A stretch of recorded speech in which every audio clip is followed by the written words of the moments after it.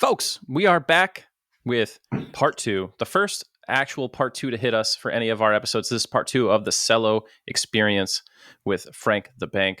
Last episode was a ton of fun, but really for the first time, we were like hours into the podcast and we had to stop for real life stuff, and we knew that there was a lot more material we wanted to cover.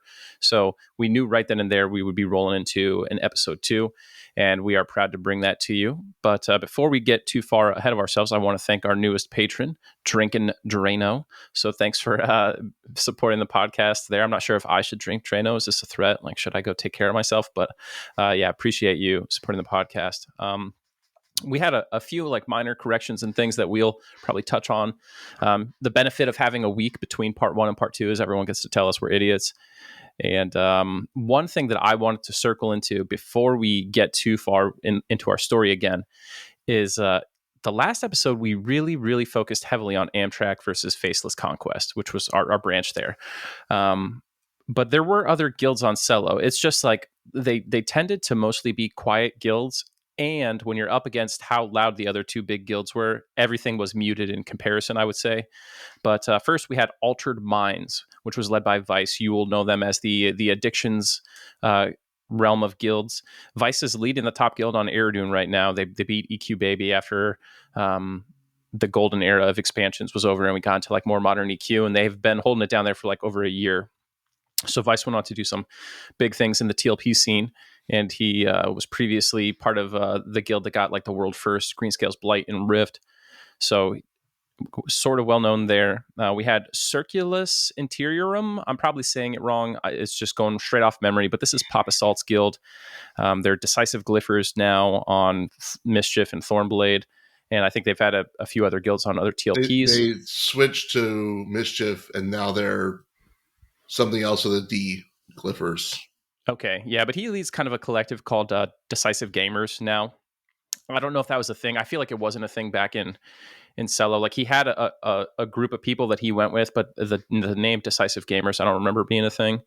And he streams and stuff, so we had run-ins with them, but nothing crazy.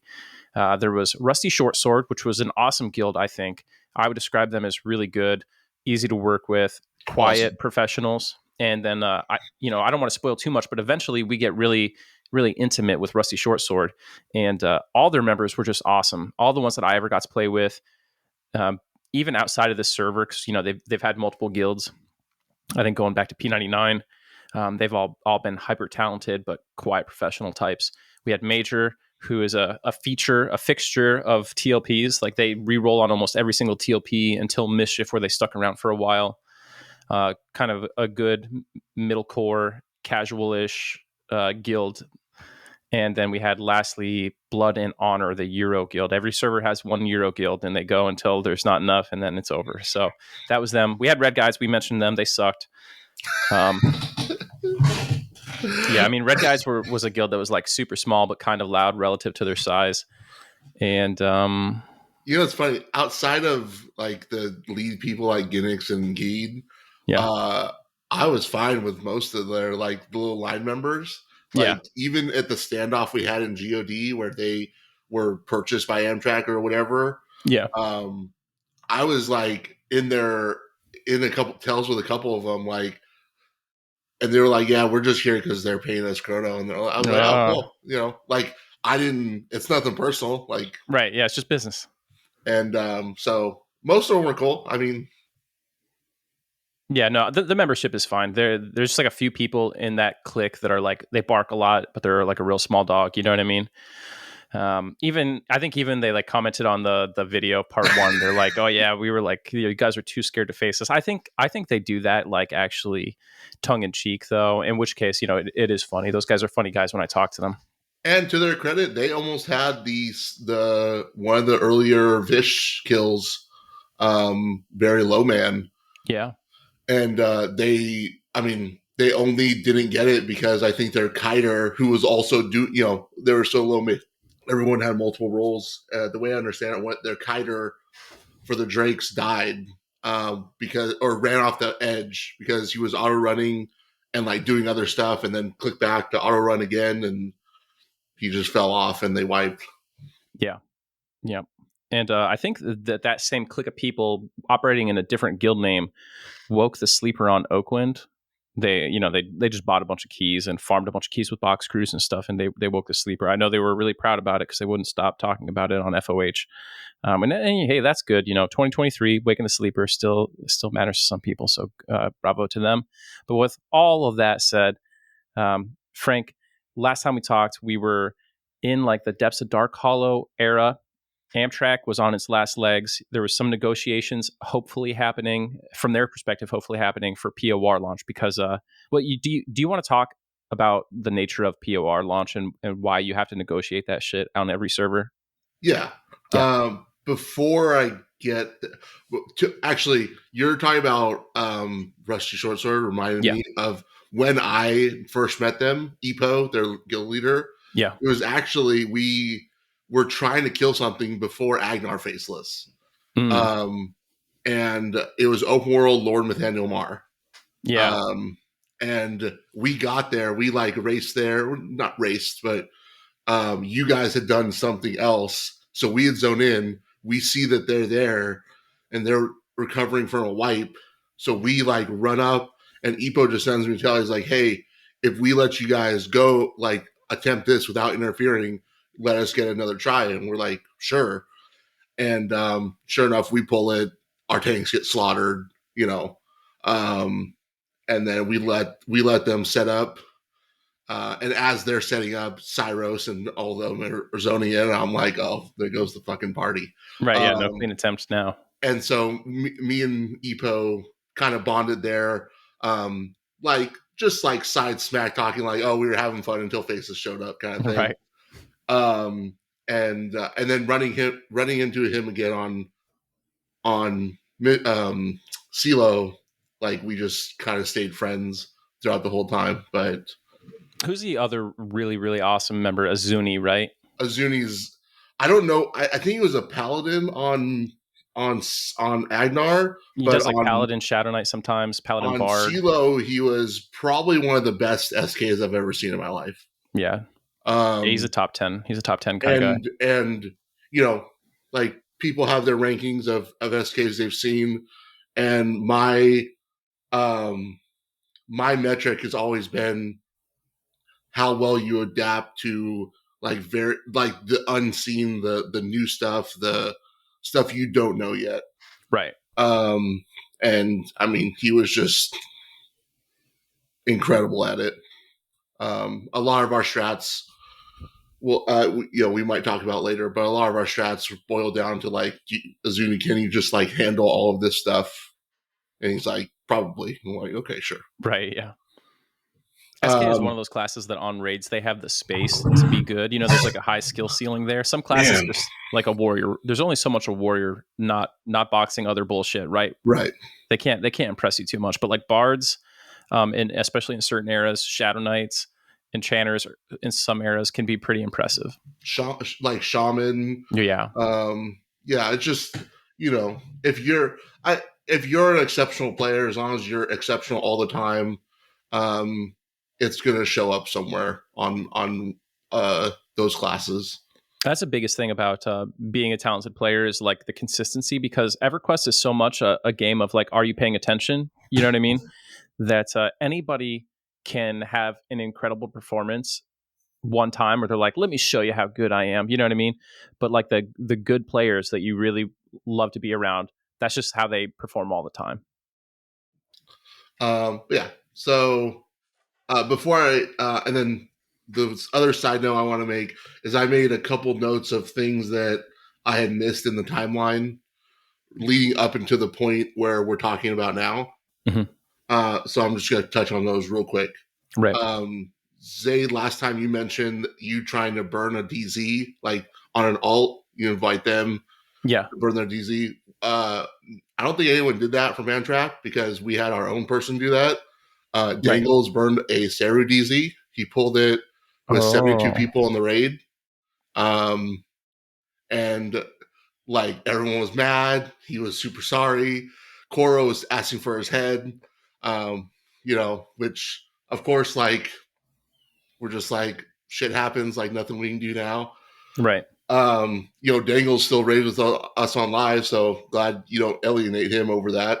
But I couldn't go second episode without mentioning that.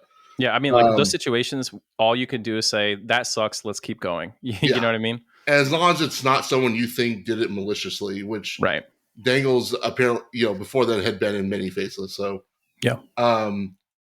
During the first Planes of Power clear, we had to push our play time to second night. We thought we might get it on one night, but it took us almost 3 hours of farming 3 picks of Plane of Fire to get the solidified magma. Like we have 100 something people spread across 3 picks, just demolishing the field 2. And we do not get one solidified magma. Which is just like, what do you do? Like, what do you? And then in pop, the first clear, during the first clear of time, we're not on like a super strict timetable. I have to go pick up my girlfriend. I'm the only paladin in the raid. I have to go pick up my girlfriend from the train station or whatever. I'm gone like 20 minutes. On the way back, I hear my phone blowing up, and a Hopebringer dropped because they killed TZ. Nice. And I get there with basically just enough time to loot it because I'm the only paladin in the raid. Right. So there was a perk to being a paladin. We had a warrior that RMT'd his account and said the name to ask for heals. He said Heal Tankin. Tankin was the old warrior's name that he had name changed it from. So that was pretty good when you just out yourself. Right. And then we had last thing in pop, we had a dude Phelan that tried to joined us on a cleric, and then made up a story how his friend was quitting and gave him his rogue account, and if he could main swap to a rogue. And Seer was like, no, you can't join as one of the most needed classes and then switch to a fucking rogue. A DPS, like a shit DPS class, yeah. Right. And like, especially not lie about it. Like, we know you bought the account because we know who, like, the rogue gear characters are known quantity. Yeah. And he ended up joining Amtrak, and then Amtrak so annoyed by this guy for months. Yeah. Months. A lot of drama tax on that guy. I remember his name. Man, amazing. Just paid dividends by not allowing him to play rogue. Who was that other shitty guy who often played rogues? Skills. Remember Skills? Yeah. He would always RMT his shit. I think he RMT'd his shit and Adabishi bought it and then joined Amtrak and fucking lost some DPS races with them. Yeah, and I mean, Skills is such a child too, because I think he did a static with Melusine Seeger and some other people, and they took a freedy camp, and they were going to do like a round robin, like everyone gets loot.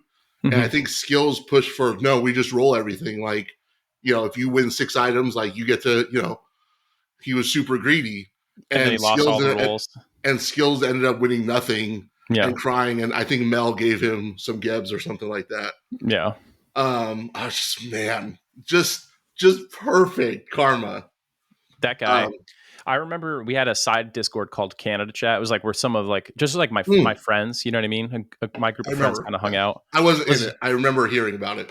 Yeah, it wasn't even like my Discord. It was like Citadel's Discord, and Seeger was in there, and Skills was in there. And a few years later, I think early in Mischief, Seeger just went into Skills so hard that he left the Discord, left the guild, like deleted himself from the internet, as far as I know. I wish I could pull up the logs of what he said, but it was all true. Like, Skills just talked shit nonstop, cried all the time, and just never really contributed much. And then at the end, on top of it, would always sell his character. Yeah. Just when Seeger gets going on somebody, it's amazing because he always brings receipts. Like, and he doesn't do it very often because he doesn't want that kind of reputation. But like, it's just when someone hits the threshold where he's just like sick of dealing with it. Yeah. Yeah. he goes nuts. It's great. It was awesome. I remember it. I wish I had it so I could show it. Speaking of showing the drama, though, on the Patreon, I did a post with all the 99% of the screenshots from the Amtrak drama. It's really worth a look if you want to watch like 80 different screenshots of chat logs and shit. It gets nitty gritty. The only thing I don't put up there is the one that Mabu made where it's got like Grisvox's real name and all the racist stuff he said on it. Because that would be doxing. But that exists out there somewhere on the internet, folks.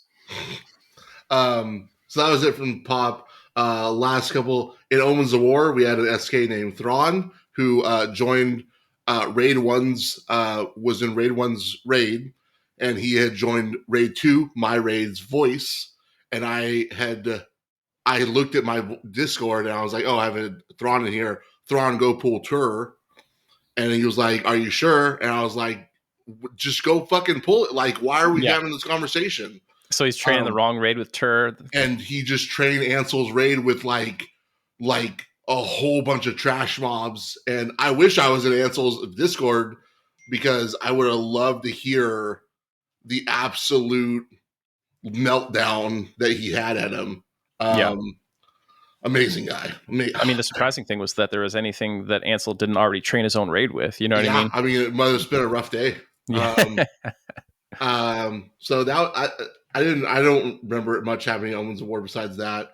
DODH is when Alter Minds joined us. I think we touched on this a little bit. Alter Minds joins us, and Seeger convinced them to join us by telling them, like, we do not do the whole like overnight raiding, all that stuff. We're like, we're like hardcore, but we're chill. Like we want to keep a normal. We want to beat the expansion fast, but like we keep normal hours. Oh, so they were joining the end of DON, right? Yeah.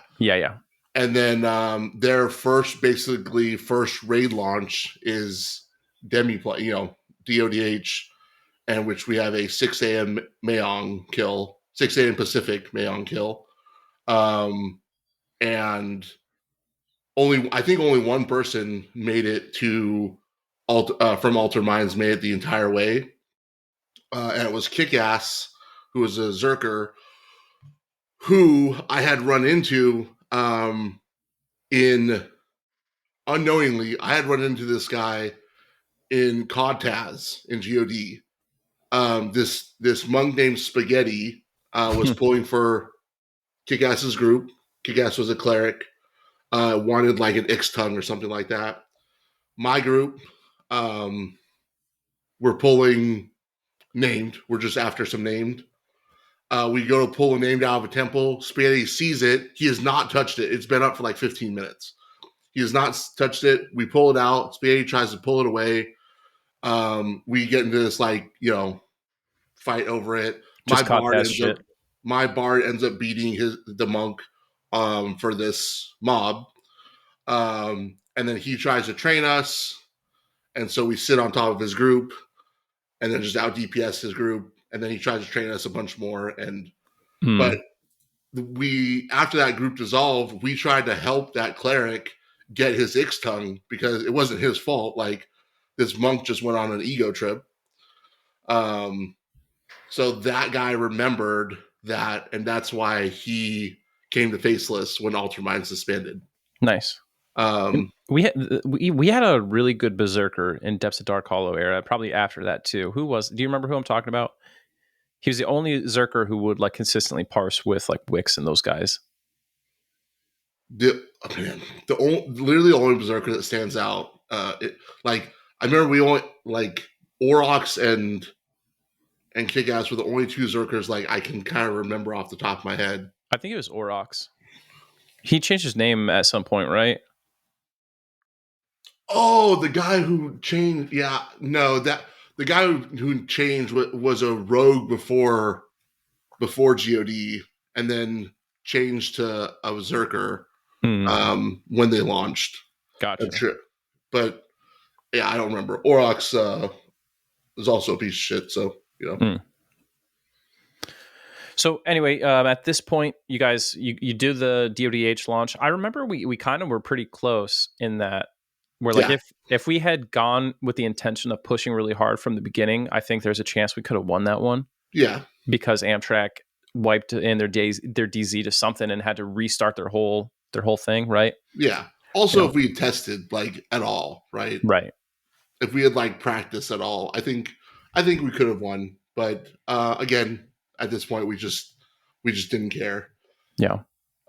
So at this point, I've been not been a officer for, I don't know, like a month or two. Amtrak, I talked last time about the terms they came where they wanted control over the raid window and all this stuff, and we said no, and then the next day they show up to raid at the same time we're showing up to raid, and they're just dropping tags. So that's basically the end of that. So POR, the issue is the 3 legendary berserker bones, which come from 3 different raid mobs across POR. Like, I don't know, 18 of them, 12, 18 of them drop per these 3 mobs. But if you don't get one, like, you can't raid like half of the content in POR. Right. So you have to be in 3 spots at once pretty much to ensure you get them all if you're not doing some kind of alliance. Right. So like, we were confident we could win 2 of them just in force, right? Yeah. But there, if we didn't have a third team that was strong enough to beat one of Amtrak's teams, they could have locked us out of 1 and just had like this mutually assured destruction. Yeah. So, and the other factor on POR launch is nowadays you still have that AA for Theater of Blood, so you could go to Theater of Blood and get open world inspirations immediately if that was your way you wanted to roll. So, so they disbanded. Like Astral, I think I mentioned Astral came over first, a couple weeks before. And then, so we do PR launch. We invite all the guilds to send. Oh, Reversion. That was another guild on Selo. Yeah, Reversion. That we invite all the guilds to send like 1 or 2 people to grab Berserker Bones to our raid. I think Reversion one is one where not even an officer showed up. We had to like just grab a random member. We're like, just fucking take this bone. Like, right. You will need this later. Like, why are you making this so difficult to help you? I think some people don't realize how disorganized some guilds are. Some guilds are very much like, and maybe this is how normal people ought to be, but there's a lot of guilds, I think, where like if the officers are not online, they're truly not, there's no way to get them. They're not present, they're not planning, and they just log in and they're like, hey, what should we do today? You know what I mean? That's your guild leader. Yeah. So, anyways, part of POR and the Amtrak merging into us was that we were going to give a couple of them inspirations. We were going to let a couple of the Amtrak people be in the first clear. Yep. As like a show of good faith. Yep. And people that we knew were strong members, like Astral. Probably Drillison. We gave one to Drillison. So that Thrawn guy I mentioned before, we ended up taking away. We had a list, right, of who we're giving the flags to. I think we ended up moving one away from him, giving it to Sarzin, who was like a very critically acclaimed, great SK from Amtrak. Yeah. And a couple other people, which in hindsight, I think we felt bad about the SK thing especially because Thrawn had like 90% RA through everything, and Sarzin ended up not showing up ever again. Like, he did the initial launch day, I think, and then never eluded inspiration. And then when we went the next day, I think to do DK. Yes, DK never showed up again. Wow, that's real shitty. Yeah, Drillson had real life issues come up, or that's what someone said. But he also, I'm pretty sure he also stopped logging in around the same time. I remember Drillson being there for like two or 3 weeks, I think. Yeah, my memory around that time, I remember the Sarzin thing specifically. Drillson, I remember not being there very long. Um, it was just kind of one of those things. Like, we made a bad call, and sometimes that happens. I mean, sometimes you just have to do the political thing, even though it sucks. Yeah, I mean, we expected this guy who was a 90% RA with Amtrak, a really good SK. So they said, we wanted to show good faith, and we got bit by it. And honestly, you know what, too? That happens to you a lot when you're a Shadow Knight and a monk, because there's fucking 50 of them in every guild, Right. If you were a cleric, you're in there. Yeah. Which that note that you just said, we'll talk about in a couple expansions. Because that's another drama point. The only big thing after that was in POR, there was drama. There was a small amount of drama with a friend of yours, Omar. Yep. In which he was in. So I found this kind of out afterwards, but Omar was in my split for a Theater of Blood clear. Mm-hmm. He was. We did Gnarla Bramble, and he was in the. He was in a clear. I think I don't remember exactly, but I think he was supposed to be on the boss because he was a rogue, and then we were having trouble keeping up with the ads. So I was just like shouting commands at people, and like, he's someone I saw, and I was like, "Why aren't you on the ads?" And forgetting that I had told like groups this and group, like these three groups, you're on the boss or something like that. Whatever the assignments were, I didn't realize at the time that he was in the group that I assigned to do a task, right? So I yelled at him for doing what I had told him to do. And he was upset that I yelled at him, even though he was doing his job. Right, yeah. Which,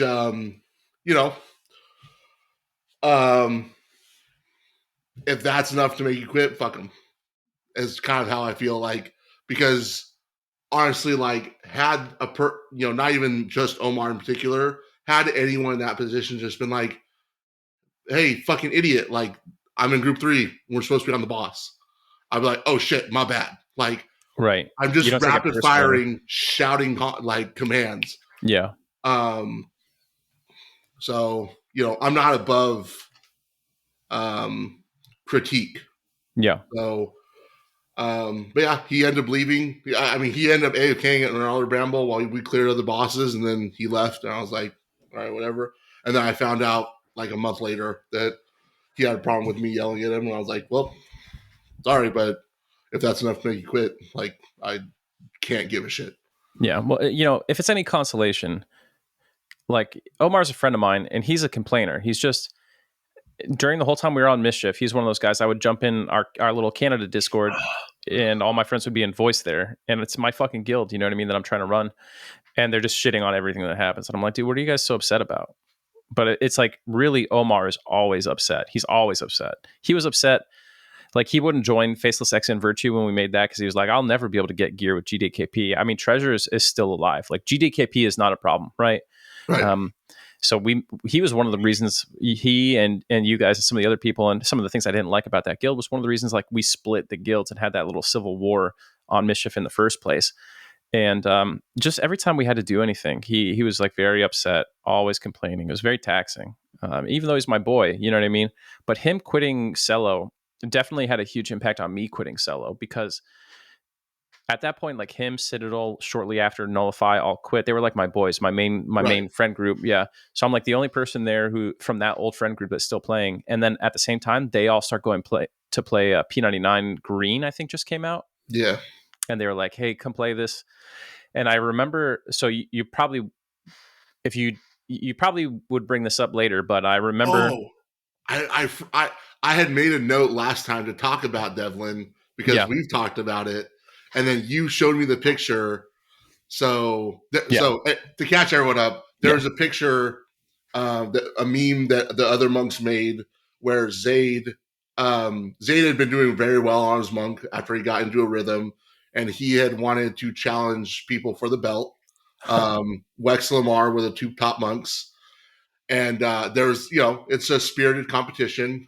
And during the same time, there's like a Devlin, but the issue is like uh you wanted Lamar to go to raid 1, and I wanted you to come to raid 2, like home court, right? Because Lamar was always raid 2, because that's my boy. So anyway, so during this like time of like kind of shit talking, little smack talk, you're also, I don't know this, but you're also basically checked out playing P99 on the side. Yeah.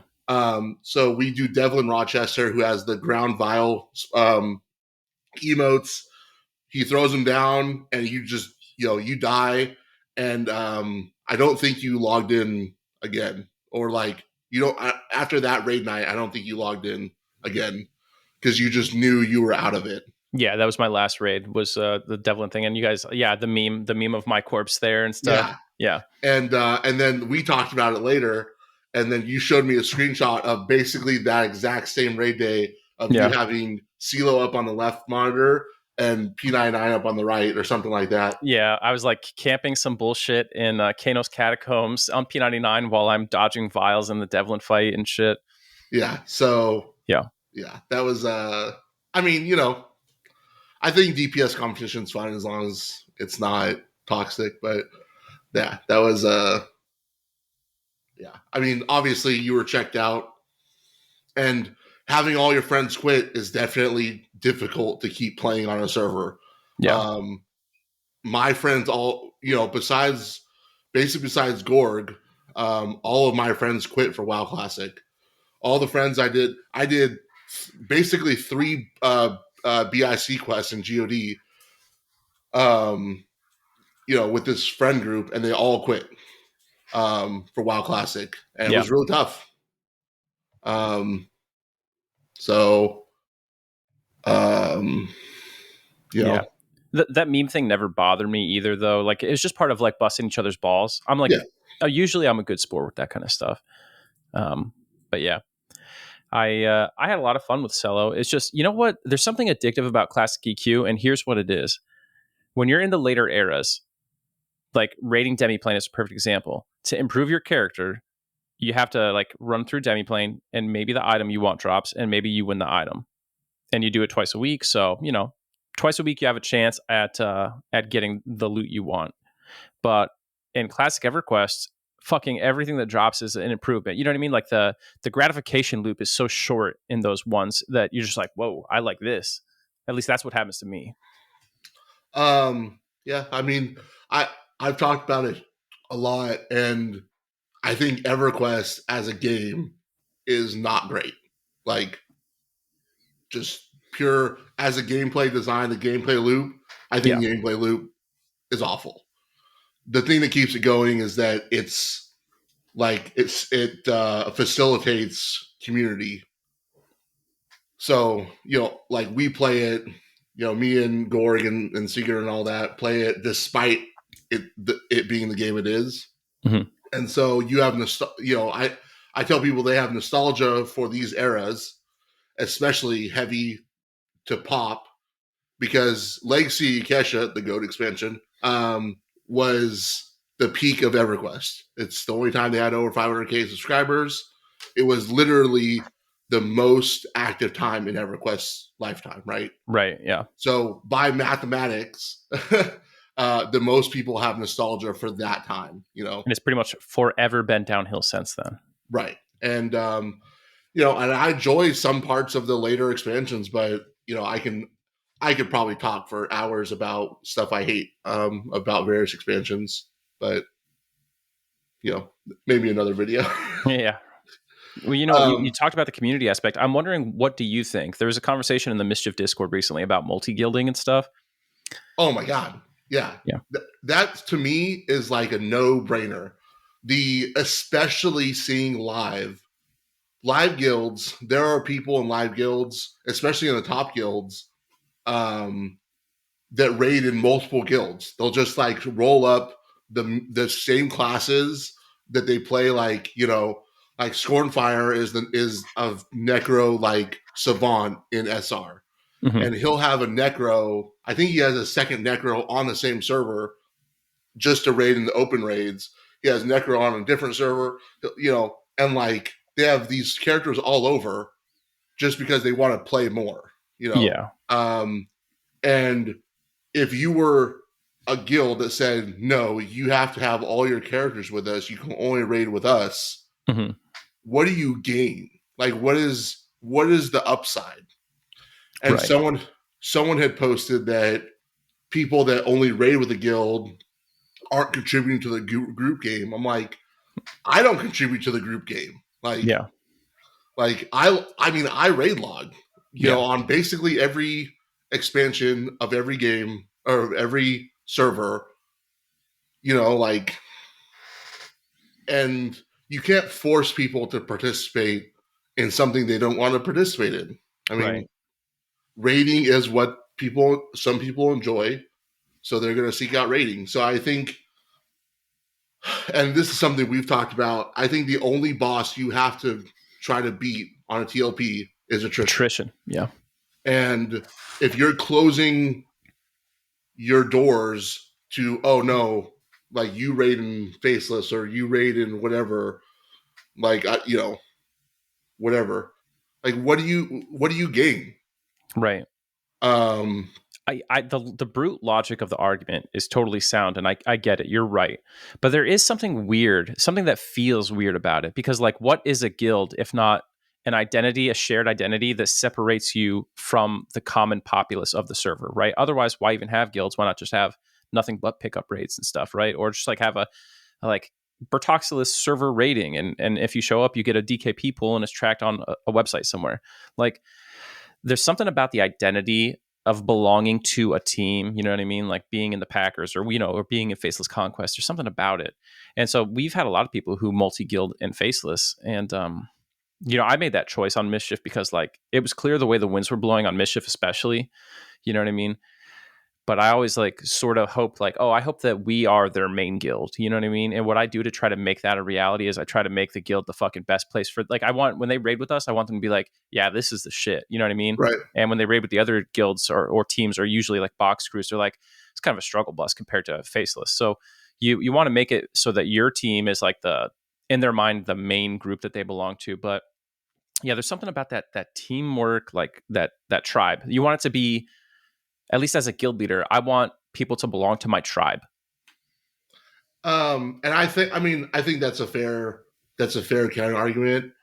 The analogy that came to my mind while you were saying that is that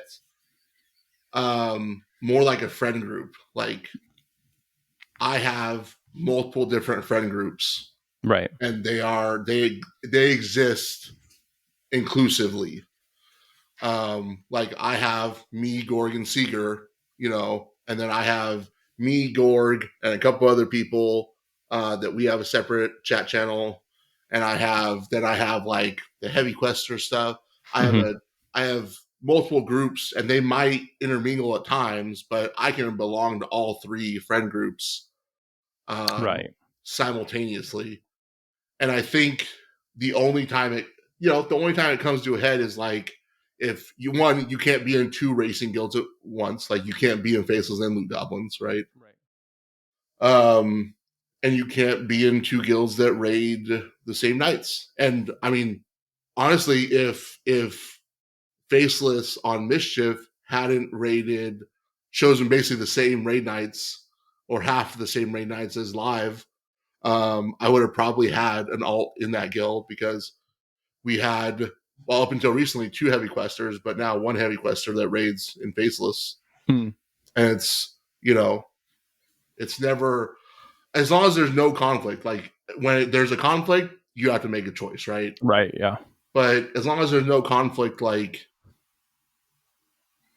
I want to raid on Fridays. Like, Faceless isn't going to help me do raid on Fridays. Yeah. So, I mean, it's just, I think at that point, you have to be a little selfish. You're like, I know what I enjoy. I want to do more of what I enjoy. Right, yeah. In the end, if you're not enjoying what you're doing, you're not going to stick around. And then it doesn't help anybody. I think having the perspective of I want to make my tribe the best so that they want to choose us as their main is, I mean, that's a perfectly fair assessment. But I think just closing your doors to even the idea, like, I don't think you have anything to gain. You have only loss. Yeah, strictly losing. Some people won't even join the guild. People, even if you're not the main guild, whenever someone is raiding with you, you're benefiting from it.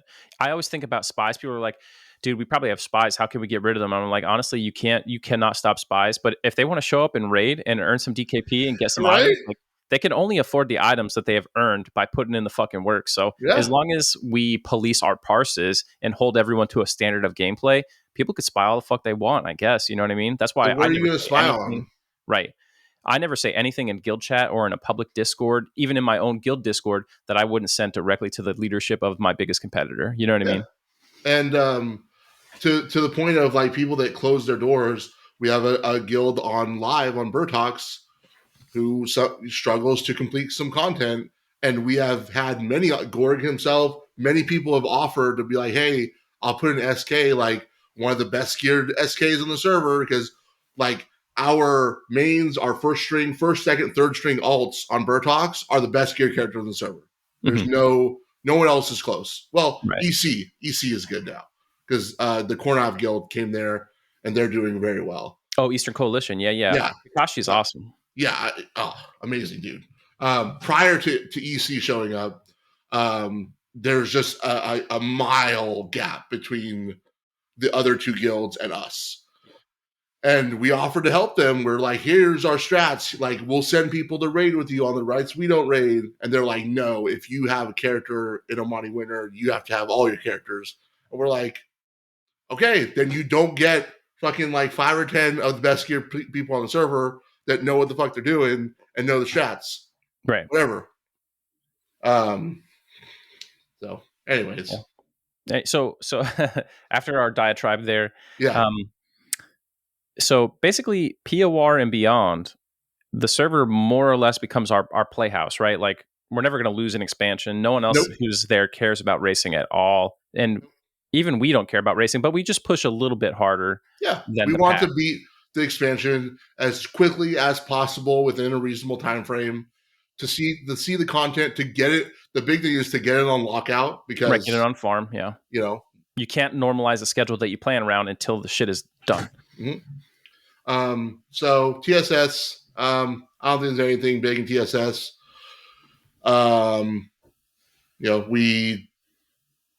TSS was kind of the start of almost 2 on 1 off, where we would try to raid Frostcrypt one night, Ashgate another, and then one night off.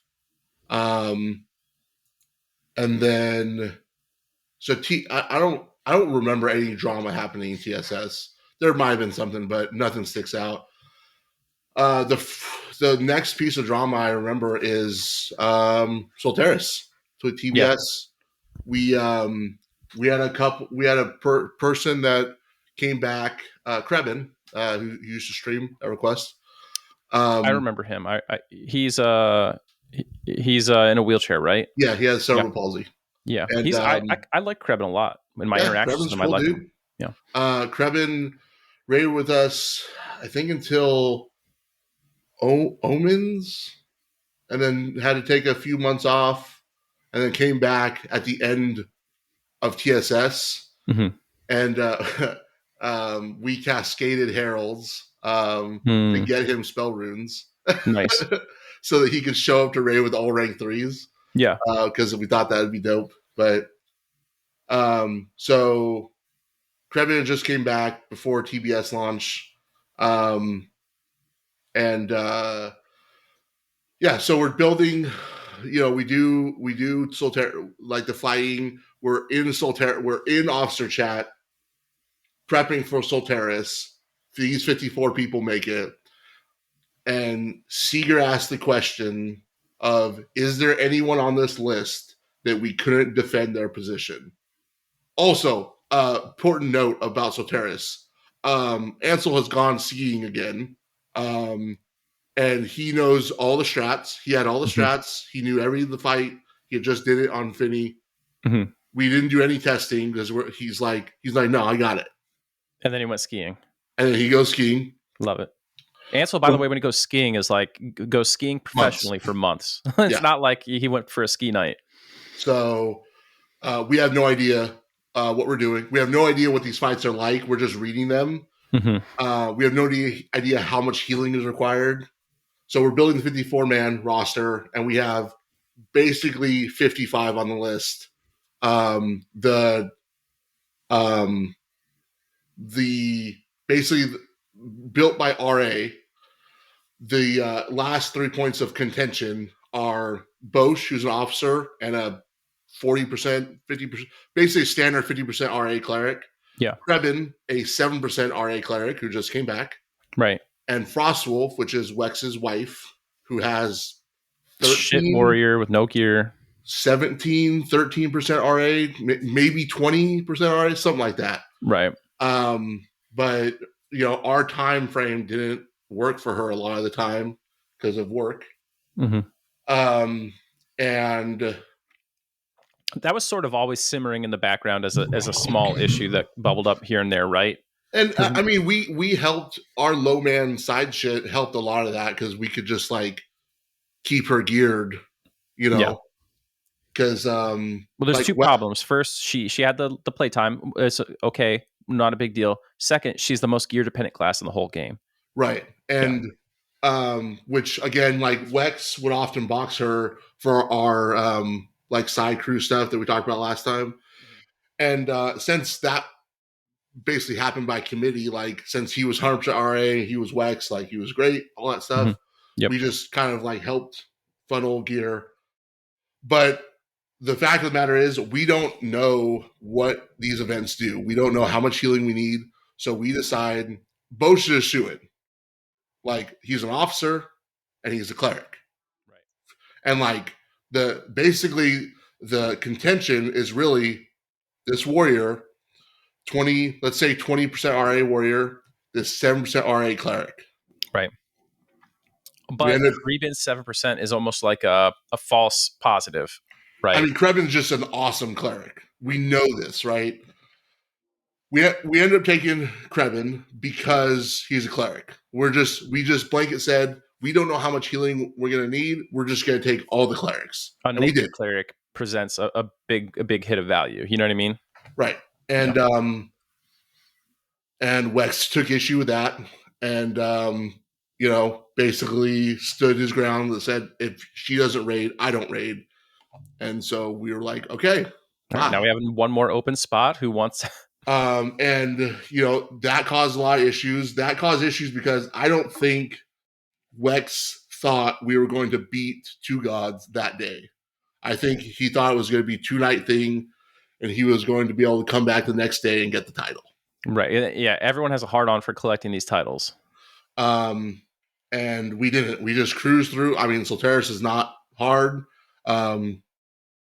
We just cruised through, and we had fucking tons of clerics, and we smashed it. And that created an issue because Wex and I were friends. So he would always blame Seeger for picking Bosch over his wife, and I'm like, that's not what and it gets draining at a time. Yes. When you're like, that's not what happened. Like I was in the room, like, if anything, it was her versus Krebin, like, which it's very hard to defend a 20% RA of like a warrior that we had like fucking 900 warriors. Like we have Gorg, Zakal, Reese, Relic, Rumslug, like Bemis at this time, like just all these. Oh, so anyways, and that caused friction for at least for me for the next couple expansions because I stacked with Wex. We continue to do low man stuff, but it was always like I was like, bro, I feel the need to defend the officer decision, being an officer, even though I think he just wanted to vent to his friends. But it's very hard for me to like take off the officer cap and just let you bash the officers or bash Seeger. These things have like this weird tendency to become like a little toxic cycle. You know what I mean? One guy in the group is just crying about shit. It gets the other people amped up, and suddenly you have this little friend group that all they do is rile each other up. Like over, and you step back and you're like, "Are we still talking about this? Like that shit is not a big deal." You know what I mean? But everyone is like frothing at the mouth. Yeah, and so that that sort of sucked. Did that lead to him quitting the guild, or like what happened eventually? He didn't. She didn't raid again. I don't think. And he raided. He basically raid logged minimal stuff until maybe VOA, maybe something. He lasted quite a few expansions. Okay. But he was never like doing all the off night stuff because he joined they joined Fourth Meal on Mangler at the same time because that was a time that she could raid.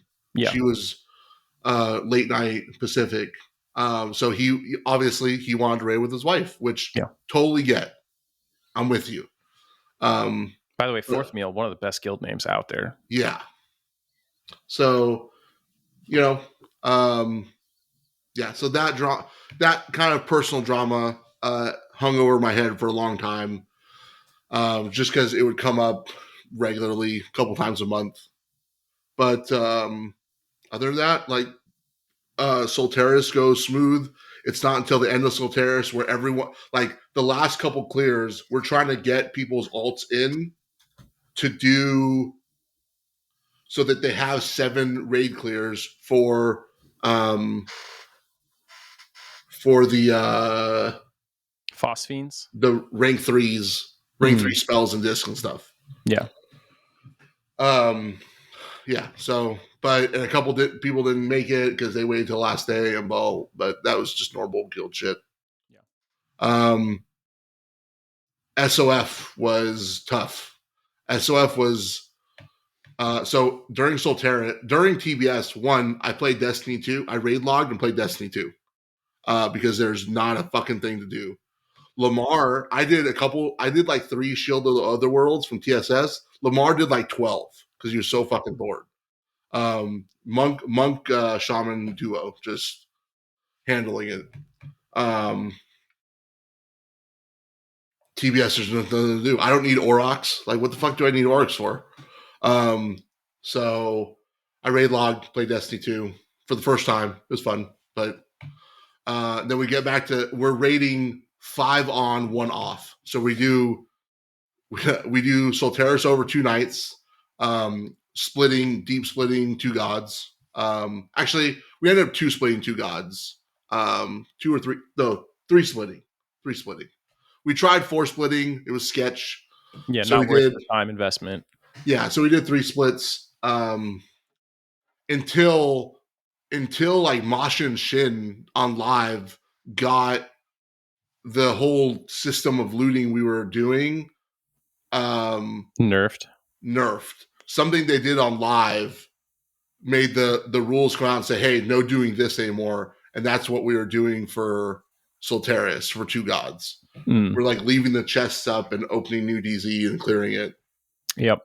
But yeah, so I mean, we're basically doing 4 or 6 gods. And then on our off night, we go back and hit Frostcrypt 2 and Ashen Gate North. Because on that like semi off night, which is still for DKP and stuff, but on that semi off night, we have less turnout, which is perfect because then we can just do 1 run Frostcrypt Ashen Gate. Right. Because we just need the gear. Phosphenes weren't enough. Yeah, I mean, 1 month, pretty much the whole time you guys were raiding 1 expansion back, at least as far as I played. Like, we were always doing time in GOD. We did TACV during Omens. Yeah, the only time was basically SOF stops that. Because Meldraths is so much. And because SOF, it was a 28-day expansion, I think, and we raided 25 of those days. And 2 of them were downtime. 2 of the nights we missed were downtimes that we were just forced. One of them was like a 24-hour downtime. Yeah. We couldn't be on. We were angry about it. We were like, Like, what the fuck? Like, just let us raid the entire expansion. I love that expansion though. It's so good, man. Yeah, it's great expansion. So even one raid night, we had a server go down, and we came back like 2 or 3 hours later to finish a mail drive clear because we had to. Like, it was going to fuck up everything if we didn't come back and do it. This was the time too when the EverQuest servers were at like their peak of bullshit. Like they'd crash like a couple times a week. Remember that? Yeah, and we just lose DZs. Yeah, you lose a whole DZ, and there's like, well, get fucked. Unless you have a dev in your guild. Yeah. Yeah. Yeah, so SOF was tough. Like we rated so much. And but we wanted to farm sleepers, and we wanted to farm Crystallos, and we wanted to farm get in there early. Yeah. So we so SOF we do what I named 2x2 splits. So we do raid 1 and raid 2 both have we build basically 4 splits. So I boxed a paladin. Well, I made a paladin, boxed a bard. So first split of mine in raid 2 would be a paladin. Second raid would be a bard. And raid from either of those characters, and then we had like Jalar, who played a shaman on Selo, and he had a box Zerker, and we'd split those two, and like we basically built half and half of a split. Where boxers and then they just cascade into each other. Not like literally raid cascading, but they collapse into each other, or no? No, we raided like so Big Ben, the Minotaur, Deep Scar, and Steam Factory. We do on one set, and then we do the second set, and we compile the flag, and we have to list out who's getting flags from each raid to make sure everything's balanced. And that was where I do remember TSS is where OGC really started. We had 3 OGC members, Jorb, Dude, and Knocker. Of those 3, Jorb is by far the most tolerable. Yeah, Dude is the least tolerable. Dude is probably one of my least 5 people that play this game, because he wants so badly to be in a leadership position without the negative that come with the leadership position. Yeah, he just wants people to do what he says. Yeah, and basically all through TSS, he was just shit talking us about how we'll never beat anything if we don't deep split Herald, because we didn't do Herald as one group. We did it as a raid night because, being that I run a clique, I have to be very careful that we don't do stuff that's going to benefit my clique. Yes. And not the guild. Right. You're under the microscope. Right. And we're very transparent. Like we know that if we do this free for all, there's going to be probably 50% of the guild that does not ever do Herald because they don't have cliques and they don't have the personalities that form cliques. Right. And you actually end up just losing loot. Right. And and the people that raid all the time that don't really need the gear as much because they raid all the time just get more gear. Right. Yeah. It's just like, and why do I need my fucking Bard and Destin slot gear? I don't. So this is kind of the start of them shit talking us that I remember. And they were always crying about the AA. Like one day you'll never be able to keep up with the AAs at 1 month timers. Dude, every single thing. If we don't deep split Herald, we'll never beat Solteris. Yeah. And we'll never beat and if we don't deep split 2 gods, we'll never beat SOF. And if we don't deep split blah, we'll never beat. And the goalposts are always moving. Yeah. And at some point you can't box these raids, and these 4 boxers are going to be useless, and your guild's good. And it's and they're just hanging so tight from Dima's nuts. That's what it is. And the thing is, we never had a problem with Dima. Seeger never had a problem with Dima. And I think it's just that these people decide that what Dima did is the only way to do it. Yeah. And they don't really understand how like a guild functions. Right. Dima had like a drive to min-max things in a way that like 99.9% of guilds never do. And like it's just not necessary. Right. Doesn't a game like EverQuest, the band of what's acceptable to win is so wide, right? You never ever in EverQuest need 54 top tier players doing the right thing with great gear. You just never need it ever. No. So this is like starting to wear. So SOF comes and their dude is particularly shit talking me to various people, and just about how we didn't test it. Like I don't know what I'm talking about. I don't know anything about these events. I've never done this. I'm out of my element. That kind of thing. So we get to we're building the splits for these 3 raids, and I specifically tell the officers put dude in my split. So I take dude, and we clear Big Ben, we clear Deep Scar, we're doing Steam Factor, we're on Spindle Crank, and I'm like, all right, dude, like, what do we do? Like, you're the expert, you've done this content. In the back of my mind, I'm like, you've run your mouth so much about how I'm shit and you're great. Prove it. And he's like, well, in OGC we had like 6 clerics or something, so it all group healed. I'm like, okay, we have 3 clerics. If we had 6 clerics, we would be 4 splitting. Like, so what's another plan? Like, how do I make this raid function? You have the floor. Come up with it's basically like come up with a working plan. Like, look at the raid, know what you know about the raid, look at the raid comp. How do we make this function? Nothing. It's just, and so I start dead silence.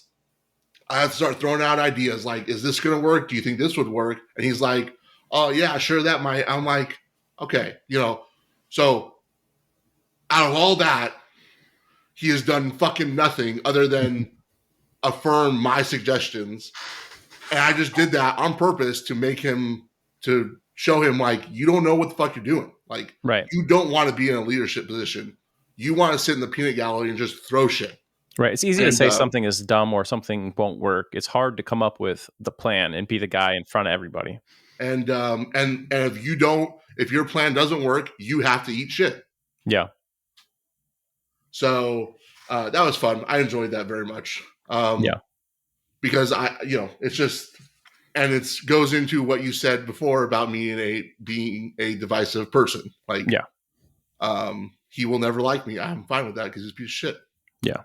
You should have hit him up when you got to live, and you should hit him up when you beat OGC every single live expansion and be like, man, I can't believe we're doing so good after we didn't split here all. I mean, we've joked about it, but like the thing is, he didn't raid with OGC. He didn't do Marauders with OGC. He didn't he stopped raiding to raid on Selo. Yeah. Did he do Grand Slam with them? I don't remember. Yeah. I mean, like, there's basically like 2 things that you think of that guild for that are positive, right? Like Grand Slam and Mirtis. And the rest is almost like memes, like kiting AOW around for an hour. Yeah, I mean, Bravo, right? Right. Like, it's just, and I said this on part 1, like, it's just a completely different skill set to run a 6-year guild and a 2-year sprint. Like, and like, so the stuff that Dima did to keep them interested and invested is different. We don't need tricks to be invested. We have a raid night tonight, and tomorrow we're going to raid again. Tomorrow, the day after, we're going to raid again. Like, yeah. So I look at what Dima did from that perspective. Like, I don't think that he ever thought that they needed that gear or they needed to do this to win. It was about having something to hang your hat on and be proud of being in the guild. Yeah, and I think Dima is fine. Like, I have no problems with Dima or the way he did things. I only have an issue with what these 2 brought to us. So they stay in the guild, for I think until like Underfoot, and then but yeah. So we beat we do Crystallos. Crystallos is the first time we split up the titles basically. So you got Steam thing, Slayer, and then which raid 1 got because we raid 1 Seeger's raid is going to go first. And raid 2 just sat in the raid doing nothing. We needed to double up the flags. And then so Ray, and then Ray 2 goes, we clear Crystallos and stuff. Oh, this is another thing. OGC people had a major issue with our banner skips. Yeah. But they didn't have a problem with the Broodmother thing. Yeah. So their line in the sand was that they were like, no, banner skips, that's like super against the rules. Like, we shouldn't be doing this. Can you tell someone what a banner skip is really quick for the people who might not know? So the banner skip, I'm not going to explain what the banner is. I think that's too basic. A banner is a thing you plant and people can teleport to it in the guild if you are in a guild. That's it. It's just an anchor to port to. Perfect. Concise. So the range on those banners, you have to have 12 people from the same guild within about 100, 105 distance. And so there are various walls in Crystallos where if you can get like a rogue to the other side with SOS, he can plant the banner because the 11 other people are within that 105 distance. Right. There's like a little wall between you, but he skipped all the trash. Yeah. Yeah. And so, the big thing is banners don't do a Z-axis check. Yeah. Banners, yeah. Maybe they do like 1,000, but like, it's not 100. It's not whatever it is for the rest. Yeah. So there's a various parts you can skip in Crystallos. They had a big problem with that. And then the same fucking people show us a strat that's been nerfed, but it's chain taunting Broodmother who's on a platform. Mm-hmm. Chain taunt here while standing like at the ground level off the platform, and she cannot reach you. She'll stay on threat because you're taunting, and she cannot attack you, and you'll maintain threat. Which, like, you turn the light off. This is like next level exploiting. We did that once by like by we I mean Prax did it once. Like we were sort of wiping, and Prax just decided to taunt it, and we were like, no, we're not going to do this. Like, because from our perspective, this is a much more egregious thing than banner skipping. Banner skipping is using like in-game stuff. You're still doing all the encounters. You're just skipping the trash. Like, that shit is like the mob doesn't fight back. You know what I mean? It just stands there to deliver loot. And our perspective was like, this is kind of thing like that, in older eras, they would like ban entire guilds for. Yeah. Wasn't there also a cheese for Krond? Maybe not push them. Dragon Forces, Divine Stuns, you just chain push him. He never moved. He just fucking sat in a corner getting pushed because you kill him from 90, and then he like wakes up and goes to grab a weapon, and during that going to grab, he's pushable. He was pushable. And that's nerfed too. Yeah. Yeah. We won't reveal any unnerfed bugs on here. Don't worry, folks. Yeah, I mean, I showed a dev how to skip to the Crystallo skip. Yeah, the Crystallo skip, the VT skip, even the ones that are I've sent them videos. Yeah, and they said okay. They were like they didn't care. They didn't care about banner skips. They're like, if we didn't want you to be able to do that, we would make the banner not work in the zone. Well, yeah, that's actually, we messaged Niente about banner skips, and she said if we didn't want banners to work, we would just flag it, not like you can't use the banner. Yeah, because there was remember just a couple months now, there was a big drama again in SOF on Mischief when we used the big banner skip during the race. I mean, like, we won by like fucking days. You know what I mean? Yeah. I just wanted to go to bed a little sooner.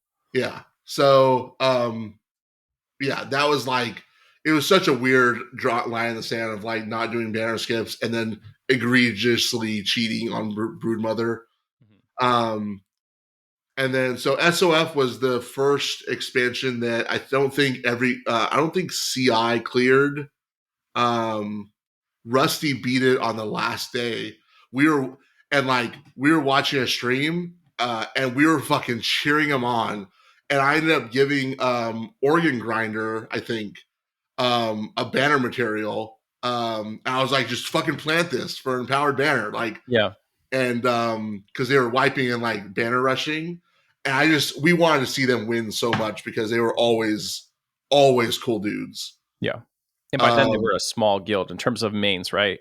Yeah, EPO was very adamant about keeping it at 54 and below. Um, but EPO is very open. He's like, eventually we'll merge into Faceless. Like, it's going to be how, there's no recruitment pool on Selos. Right. Yeah. Running a 54 man, strictly 54 man or lower guild on a TLP server is a recipe for your guild to die. Yeah. I mean, that's just the fact. But I think, I don't think EPO fell any sort of way. I think he knew what was coming and he had fun.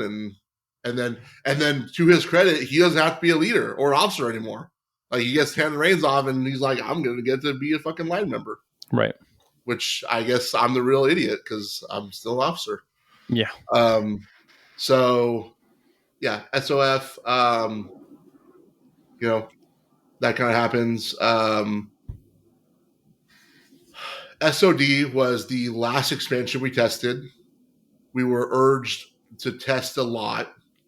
We tested Council, we tested Stasis Chamber, tested a couple other things.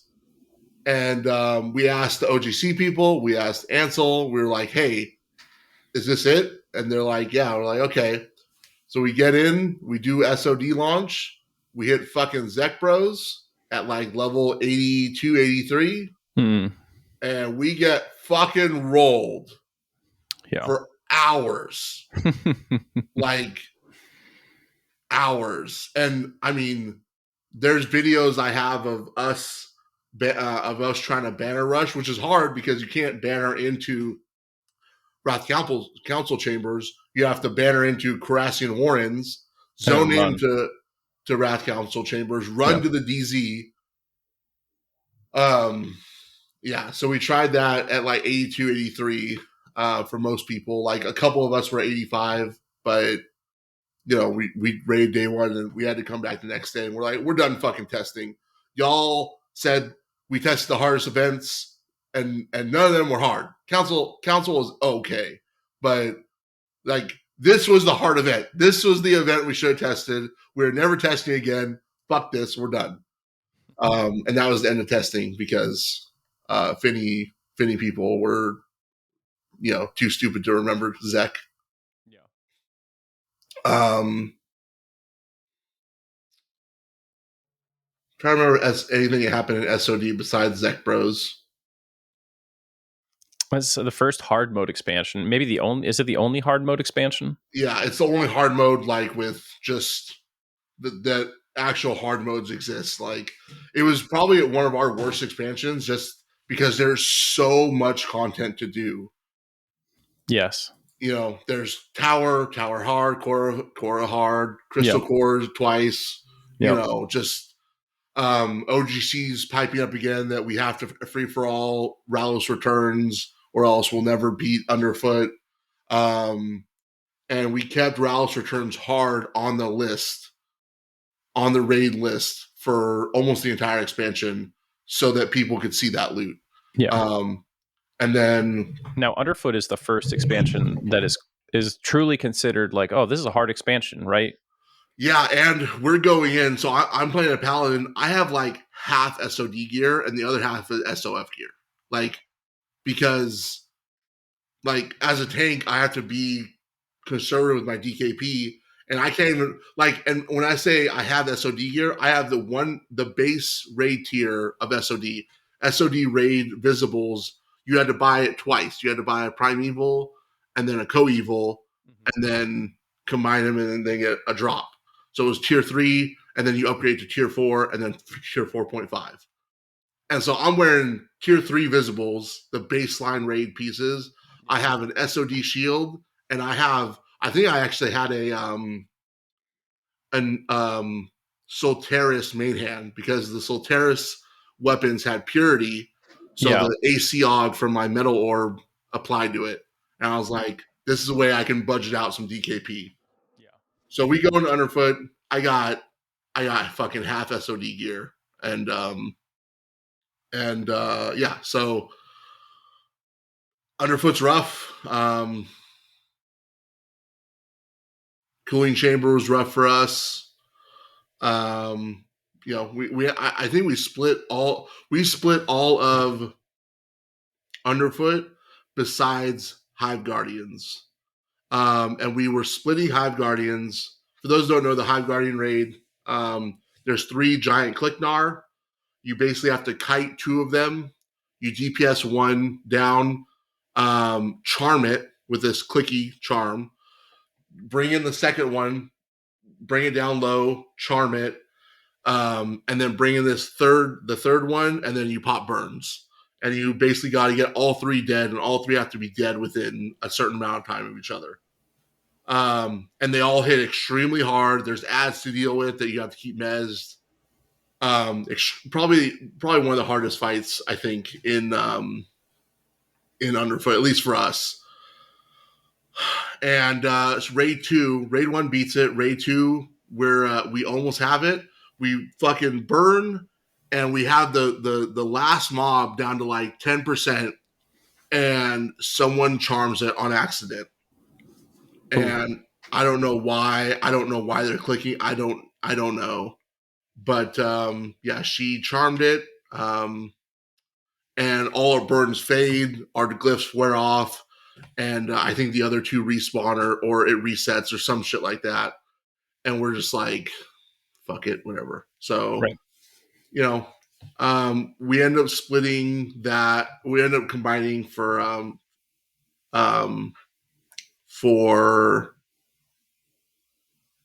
we end up taking their lockout for Hive Guardians and doing Queen ourselves.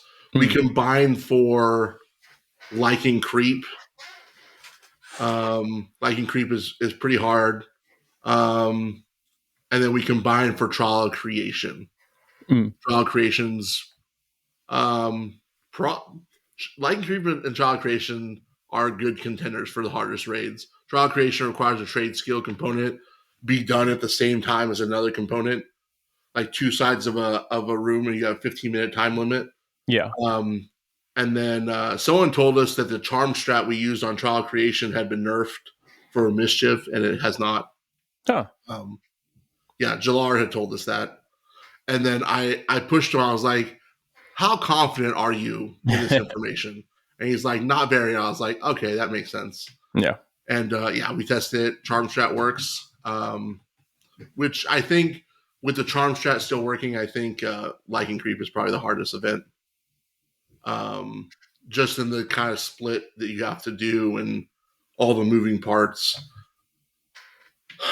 And then we enjoyed Convortium loot for a long time. We split Convortium. That basically let you reset the profile of the guild, right? Everyone suddenly, like, you leave Underfoot, mostly everyone's best in slot. Yeah, I mean, my box bard was even geared. We did, so we were doing 2 on, 1 off. We would do 1 through 5 of Convortium splits, and then we would do 6 and 7 splits the next day. Or sometimes we combine for Magus Sisters and then split for TFC, depending on turnout. And then on the 3rd day, we do GDAKP. Right. Of the lower tier stuff. So who's running the GDKP now that Krim had long since been retired from the server? Oh my God, Krim. Dankster ran it. And Dankster ran into an issue where his accounts due to after he started doing GDKP, they were getting 2 FA flagged or whatever. Well, not only that, he was getting more he was getting True Box more often. Like the sensitivity to True Box was cranked way up. I don't know.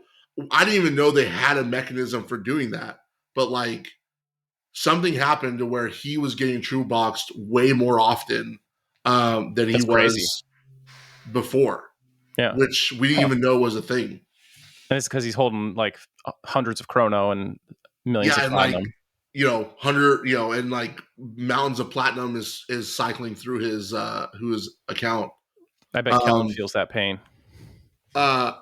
Speaking of Krim, yeah, you want to take a second? We can talk about him. Yeah, we can talk about Krim. I'm Krim, fine. Krim is a fucking crybaby. Krim had an issue with me solely because I didn't respond to a DM of his.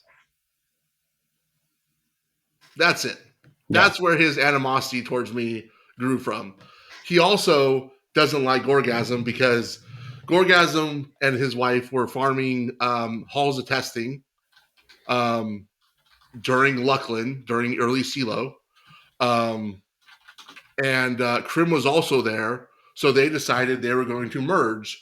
And in true skills fashion, Krim decides he wants to roll off the loot instead of doing it fairly. Mm-hmm. And Krim loses all kinds of fucking rolls and throws an entire fit and now hates Gorgasm. Mm. And what a fucking crybaby. And like to put this in perspective, when What the Guck on Agnarr joined Faceless, Seeger DM'd me, was like, hey, I used to be the guild leader of whatever. I noticed you guys merged in. I hope you guys have a good time or whatever. Right. Just because Seeger had moved on. Yeah. I didn't respond to Seeger for like 9 months. Is he all fucking butthurt about it? No. But Krim fucking takes it to heart. And then Krim probably had an issue with me like calling out his corrupt ways that he would do GDKP, in which he would take his slice off the top, like the 3% or whatever for running it, which is fine. He would take his split for attending, which is fine. But he would also put the chrono up for sale on like barter or bazaar, and he would take the difference. So he would put chrono up like during the GDKP for like 50K, and then he would try to sell it on the bazaar for the entire week for like 70K, and he would just pocket all of that. The difference, right? Because he's saying when you're bidding with chrono at the raid, he's saying chrono current value 50K, but then he sells it for a 20-30% markup. Right. And most people, if they're doing like a non-shitty version, just allow people to buy chrono at the end. Yeah. Hey, we have 30 chrono. This is the valuation. Who wants to buy this? Yeah. And then, in the meantime, you are waiting for your split from the plat raid for a week, right? Yep. Yeah. And he's just he's making tons of plat. Like he's making literally millions of plat in this early era. And man, just such a fucking crybaby. Yeah. Yeah, I mean, Krim and I tried to work together on Mischief. Obviously, it didn't work out. I don't know that I'm ready to, I feel like maybe that's a topic for another episode for me to talk about. Yeah. But yeah, I mean, like I've definitely got experiences with Krim. I don't think he even plays EQ. I think he's done with EQ now. He moved on to running like a Pokemon card business or something like that. But, Krim is like a guy who is like rich IRL and is probably used to people treating him a certain way. You know what I mean? Yeah. So yeah, his animosity carried over to Mischief as soon as he found out I was in the guild, which I wasn't trying to hide. But right, I remember he kicked you out, right? Yeah. After I like successfully did all the pulls in Sky because his two fucking buddies that he depended on couldn't do the fucking B pull. Yeah, the B pull. I remember that. You were doing it in your little starter robe on your Necro, right? No, I started Sky with a robe. I had sold the robe by the end of that raid. Nice. Which created issues with Toxin. Toxin had issues. And I was like, why are you upset that I'm not wearing a robe when I'm still beating you on the parse? Like, what is this robe going to do? Right. Like, anyways, and then Krim, this is the future, but Krim actually pays 30 chrono to a GDKP split in open world Velius on Mischief when his 50-60 man raid kills an open world triplet. As my 16 character crew is like mobilizing for the same triplet. I was like, okay, like, and it's literally a fuck you, Frank, 30 DK or 30 chrono edition. And I thought that was fucking amazing. He's got that kind of resources. He could just throw that around. And like, I mean, oh man, I thrive on shit like that. Like the amount of salt that I created by just existing for you to spend $300, you know. Yeah. Fucking, I love it. Just think about this in this podcast, me and you in the same episode of something, we have a lot of salt on the outskirts of this. Yeah. Just like, oh my God. Yeah. No one has the ability to extract salt better by existing than probably either of us. Yeah. I mean, in different degrees, right? Yeah. People get the derangement syndrome with me for some reason. So, yeah. Anyways, that was a fun little tangent. But we were moving after Underfoot. You guys beat it. You got your best in slot for the first and last time in the server history. Yep. We go into House of Thule. Underfoot's when Rusty Short Sword merges into us. Yeah. And it's pretty normal for a ton of guilds to collapse during Underfoot if they're still around on TLPs, right? Yeah. And getting the Rusty guys was a huge boost because we're battling normal attrition. Yeah. And there's no recruitment pool. So we're just kind of, depending on these other guilds to collapse. Yeah, you have what you have, and there's no one is joining Selo. That's it. So, people like Sorrows in the guild. Oh my God, yeah. Sorrows threw a bitch fit on Omen's launch that he spent the entire Omen's launch in Paw leveling his 6-box, and then threw a giant hissy fit that no one would help him get Omen shards, or insignias or whatever. Yeah, like why you didn't help anyone? Like, and you have a 6-box, you can do it by yourself. Oh man. So, House of Thule. I mean, the kind of all the drama going forward is basically internal because we have there's no external guilds. The only other guild is CI, who for some reason Papa Saul has an issue with us now, and I have no fucking clue why. Other than we just existed. Yeah, I don't know. He liked to say that we warped, and I'm like, bro, we didn't have any, like, we didn't even macro quest back then because, like, and to be honest, for some of us, it wasn't really because it was only because we didn't know it was an option. Like, we just shoeboxed and we just fucking dealt with it. Yeah. I don't want to, like, and I say that not to say like we're some benevolent force. Like, there are some people that have macro quest was an option, they would have probably MQ'd. But we didn't do it. Like, his complaint, whatever it is at that time, was not true. Yeah. That we're warping. Okay. So, So House of Thule happens, and I mean, we have to do shit like deep Lilith splits, and like Gorg, who is not a raid leader, he hates talking to voice, has to lead a split. And I just pack his split with like a bunch of people like a Lamar at Wex and stuff like that. Hyper talent, it's going to succeed. Yeah, that they're going to be the driving force, and he just has to be an officer. Yeah. And then you give your good raid leaders the piece of shit split that needs to be carried. Exactly. And there, man. Yep. And then, I mean, Sanctum Somnium is one of the worst design raid zones in the game. It's in my at least 5, bottom 5. Right now on Mischief, dude, we're over a week into the expansion. Only one guild has clear Sanctum, right? Yeah. My guild just beat Miragul's Nightmare last night. So are you in Sanctum next? Morel's Castle's next. Okay. When are you going to beat Sanctum? Probably Saturday or well, I would say maybe Sunday, but Sunday is Super Bowl, so I probably won't raid.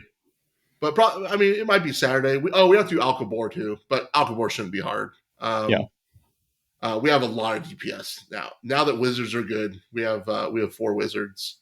And Zakal's 3 Necros are fucking godly. I mean, Zakal is just fucking a monster.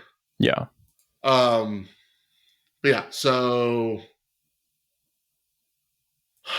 House of Thule, Sanctum, just any raid zone that zones you out multiple times is piece of shit.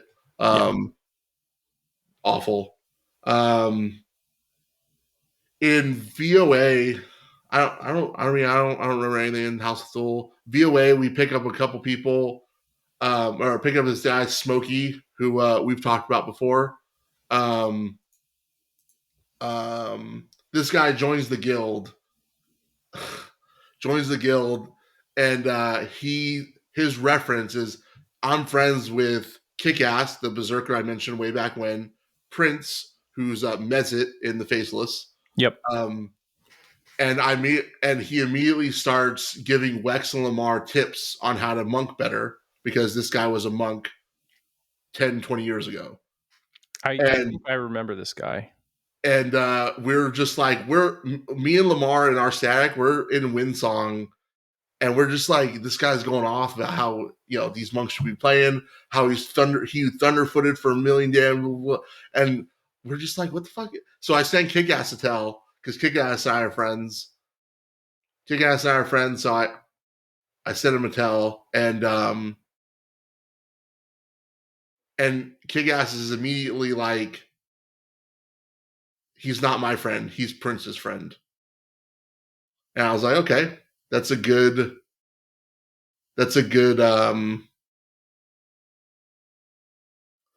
good look when you say, like, these two people are my friends, and then you reach out to those two people and they're like, oh no, he's not my friend, he's this guy's friend. Right. I feel like every player who's ever come into a guild and been like, oh, I'm really good, sucks. Yeah. I never met a super talented player who told you they were talented. Yeah. Yeah. So, but yeah, VOA, we full split everything besides Pillars of Aura, which is a very, very comp dependent fight. There's a bunch of restrictions on what classes can be in what 4 rooms, and you're split across 4 rooms. And a bunch of the classes have like pluses and minus depending on what area they're in. So it's just super hyper comp dependent. And I think we wiped on it once, and it wasn't until Gwaine from Faceless, who played a paladin then, we needed 2 paladins on to tank light. 2 Boston light. So, and then we did Triune God twice. So Triune God is the final boss of VOA, and is probably an hour to an hour and a half encounter. Really? For 1 loot chest. Wow.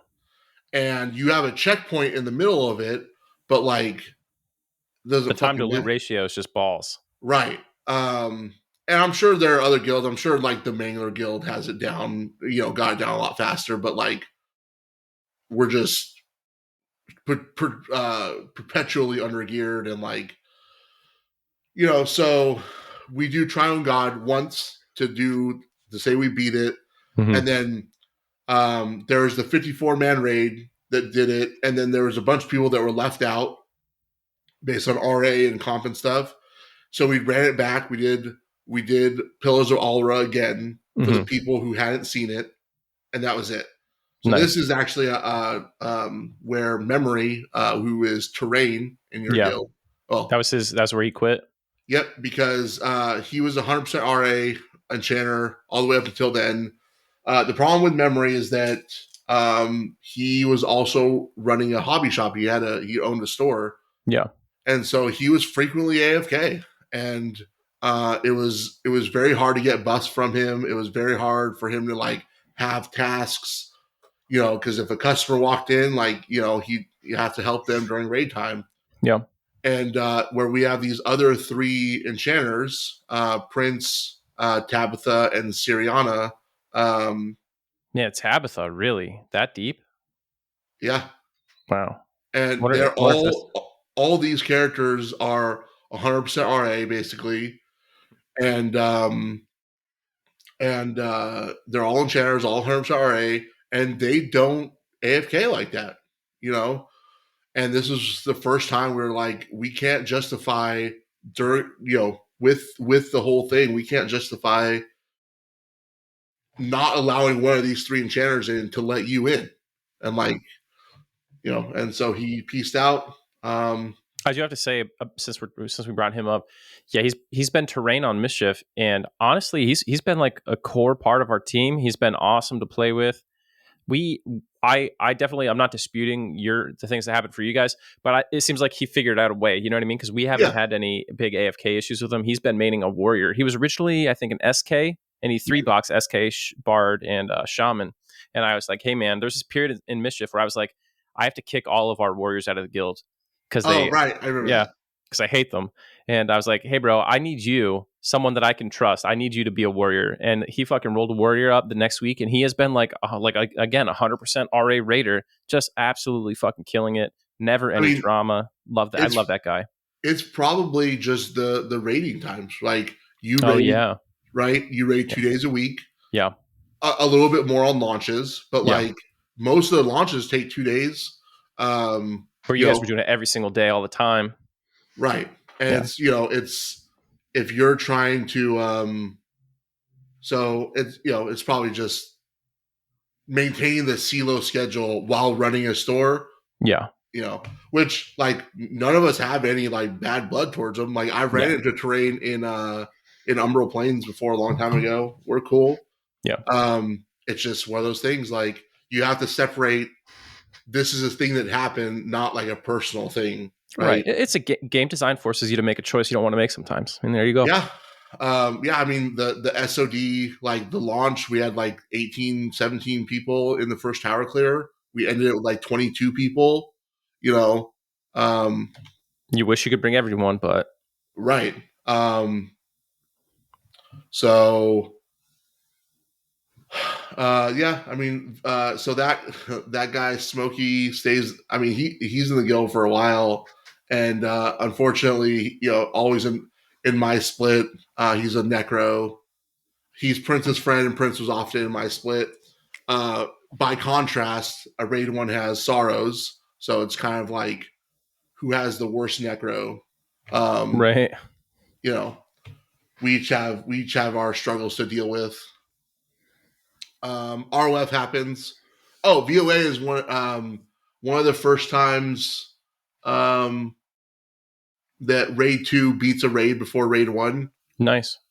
City of Bronze. I don't know if it was just like our strat or stuff RNG worked out. But and we got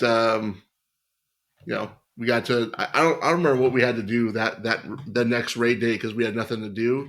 Yeah. Oh, we had to do the final zone, Zarek. Yeah. And we beat Zarek, and that's I have a forum post. I don't have the title for beating Reign of Fear. Because you died, right?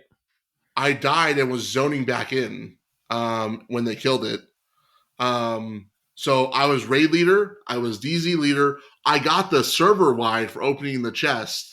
And the GMs would still not give me the fucking title. It's so funny because the opposite happened to me a couple years later on Mischief, right? Like for TBS, 2 Gods Kill, I didn't get the title because I changed my character name. Yeah, just before then. Yeah, just before I opened the chest, so I didn't get a title, and they were like, "No, here you go. Here's a title, bro. Thanks." And in SOD, one of our shaman mothballs didn't get the Breck title for the same reason, and his response was fine. They gave it to him. That was fucking 3 expansions ago. Rip. It's just GM roulette, man. It's a long running joke that my paladin has never seen that fight. Nice. So we just have to deal with normal drama. I gotta pull up the expansion list. What was it like as you guys got closer to live and you were ready to merge, and you guys the server was going to be merged into Povar, but you could freely merge, or you could freely transfer to any server, right? Yeah. Oh, you know what? This is a good one. Sorry. After ROF was COTF. This was the last expansion we split. We split COTF. We split everything except Plane of War, which was kind of like an anniversary event thing that they added. Plane of War was a very difficult raid. Very fun, but we couldn't split it. COTF, basically a mass exodus from the guild. And it was partially because of the content, but partially like a lot of people got hit with RL at the same time. we had this guy, a monk named Wanga. Yeah, I remember him. Yeah, he's been on Mischief with us, but on Selo, he had some personal issues come up, and then like a couple other of his friends also stopped playing. So like their whole friend group stopped playing. Yeah, and you just don't come back because everyone's gone. Right. So, so that's like a pool of like probably, I don't know, like 8 or 10 players that just pieces out. Then I had my friend group. A part of them came back to the game, and they left during that time. Yeah, and another thing is like whenever someone comes back, you always kind of look at them with some skepticism for a little while, right? Yeah. So like Lamar quit in COTF. You know, Lamar. I mean, obviously top DPS. Obviously stuck it out a long time. Also, real life shit. Had to leave and like, and then this other like 3 or 4 man group that we had played with, that I had played with, they all stopped basically in COTF. One of them lasted till TDS, but and so this was, I mean, we lost like 30% of the guild. Wow. Just like randomly. Like, we're like, what the? We started with like 105, 110 raiders or something like that. And we just watched it drop to like 90. And then we were down to like 60. And wow. Yeah, it was, it was nuts because it came out, it felt like it came out of nowhere. I don't know, just shit happens. Yeah. So TDS through, I mean,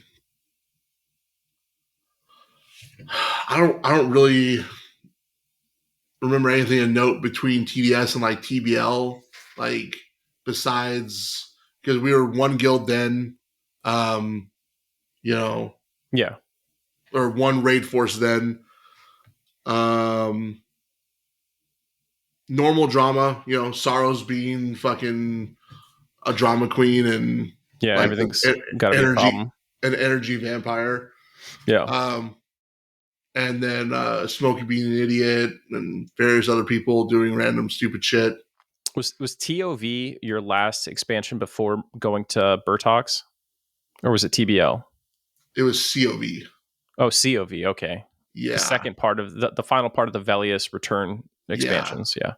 TBL is the only thing to note about TBL is it was a 4-week expansion on Selo. Yeah, that's Miradus at the end, right? Yeah, and we'd beaten the final raid before Miradus with 36 hours left in the expansion. Yeah. And that's strictly a flagging bottleneck thing, right? Yeah, I mean we had to beat each raid I think 4 times to progress or something like that. Did you go back and do Miradus quote out of era just to have done it or no? Yeah, we did it in we did it at 115. Oh, okay, yeah. Just like the next expansion. Yeah. Are you excited to get a swing at it on Mischief and Era? I don't not Mischief. Not unless the only way I'll do it on Mischief is if we do it if I like play a character in Faceless or something. Yeah, well, I mean, by it's a year away almost. By then, you just come over and hang out with us. Yeah, there's no way. I mean, even if we have the crew we have now, which is like 6 real people, there's no way 6 real people are doing Miradus with like. I mean, I say with TrueBox, but like even out like there's no way. Yeah, there's just too many moving parts. Even when I did it out of era, I was the only paladin, and it was super stressful. Yeah, paladin plays an extremely important role in cures, and it was just, I mean, it was very, very stressful being the only paladin. And like we never went back and farmed TDS for Venenium, which is a clicky poison cure. Yeah. we didn't go back and farm those, which I think Mangler did. The guild on Mangler went back and everyone had Venenium. Yeah, so did Mangler beat Meridus in Arrow? Yeah, they had one guild beat it before the Superior Banner came out. Nice. And I think one guild has beat it since the Superior Banner came out. Well, I'm sure it was Adventure Dogs that got it beforehand. Yeah, Adventure Dogs got it, and then I think Hell of Darkness is the one who beat it after the Superior Banner. Which I mean, that's dope. Yeah, it's still a super big accomplishment. Like, I mean, going back at 115 wasn't free. Like, yeah. You know, the only thing almost every other piece of content before then would have been with 5 more levels. I mean, the only thing that was free was that as a tank, I was able to glyph. And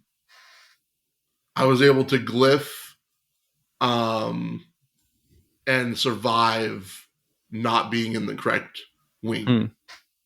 And then I would just lay on hands myself up. But yeah, it was still fun. It was still stressful.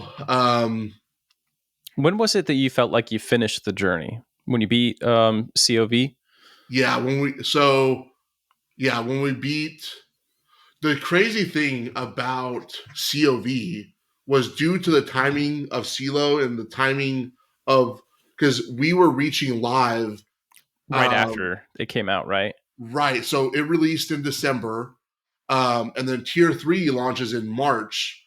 But we got for a period of time, you were the best geared guild in the whole game because you had you had a half lockouts still. Well, and there was this weird time. Tier 3 launch happens, or Tier 2 launch happens, and we had the Tier 3 available. Like the NPC was spawned. And unfortunately, we had some live players playing on Selo then, and they shut that shit down real quick. Because we had basically access to Tier 3. We didn't know it, but we had access because we didn't beta test, but we had access to Tier 3 like a whole month before. Well, it lasted like a day, but like could have been like world first, baby. Yeah, I mean world first by like a month, right? But which was pretty cool. Niente would have had the red dot on your forehead the moment you zoned into that Tier 3 raid. Man, sniping you through the window.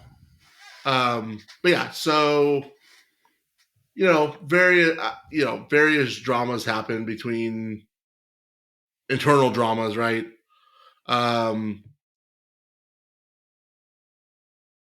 Nothing sticks out really. You guys had an issue with Triton a little bit, right?